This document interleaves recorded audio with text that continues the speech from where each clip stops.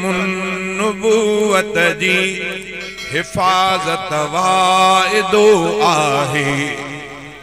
इमामुल अंबिया जे शान अक़दस में मोमिन मुस्तफ़ा जो उम्मती तिर बराबर भी गुस्ताखी बर्दाश्त न कंदो। इंशाअल्लाह वाइदो था क्यों तो इमामुल अंबिया जे ख़त्म नुबुवत जे लाइ पंहिंजी जान जिगर सब कुछ कुर्बान करण जे लाइ।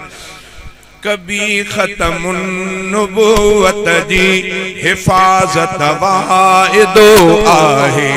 मरण ताईं कभी अहिड़ी इबादत वाइदो आहे। मरण ताईं कभी अहिड़ी इबादत वाइदो आहे। अगर कूड़ी नुबुवत जी कंदड़ दावा अग्यां आयो। अगर कूड़ी नुबुवत जी कंदड़ दावा अग्यां आयो। वो धड़ते न रहंदो सिर, वो धड़ते न रहंदो सिर सलामत वाइदो आहे। वो धड़ते न रहंदो सिर सलामत वाइदो आहे। मरण ताईं कभी अहिड़ी इबादत वाइदो आहे। कभी ख़त्मुन नुबुवत जी हिफ़ाज़त वाइदो आहे। अगर सियासत जे सियाणप सां हरफ आयो नुबुवत ते। अगर सियासत जे सियाणप सां हरफ आयो नुबुवत ते। अगर सियासत जे सियाणप सां हरफ आयो नुबुवत ते। असां बर्पा कंदासीं पो बगावत वाइदो आहे। असां तकबीर, नारे तकबीर, लब्बैक लब्बैक, अल्लाहुम्मा लब्बैक लब्बैक लब्बैक लब्बैक लब्बैक। गुस्ताख रसूल की एक ही सजा, गुस्ताख रसूल की एक ही सजा। अगर सियासत जे सियाणप सां हरफ आयो नुबुवत ते। असां बर्पा कंदासीं पो बगावत वाइदो आहे। असां बर्पा कंदासीं पो बगावत वाइदो आहे।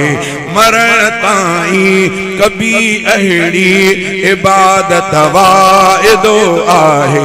मोहम्मद मीर दुनिया में नबी थी आखिरी आयो। मोहम्मद मीर दुनिया में नबी थी आखिरी आयो। कबर ताईं इहा मनबी रिसालत वाइदो आहे।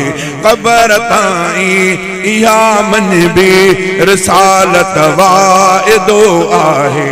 इमामुल अंबिया सरदार वा सारे जहानन जो। इमामुल अंबिया सरदार वा सारे जहानन जो। संदन दिल में सदा रहंदी इमामत वाइदो आहे।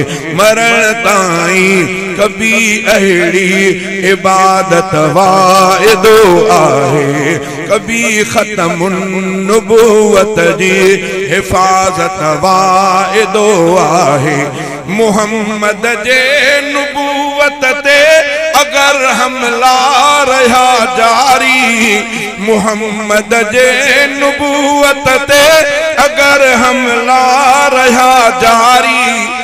शरारत सां बुढ़ी पवंदी शराफत वाइदो आहे। शरारत सां बुढ़ी पवंदी शराफत वाइदो आहे।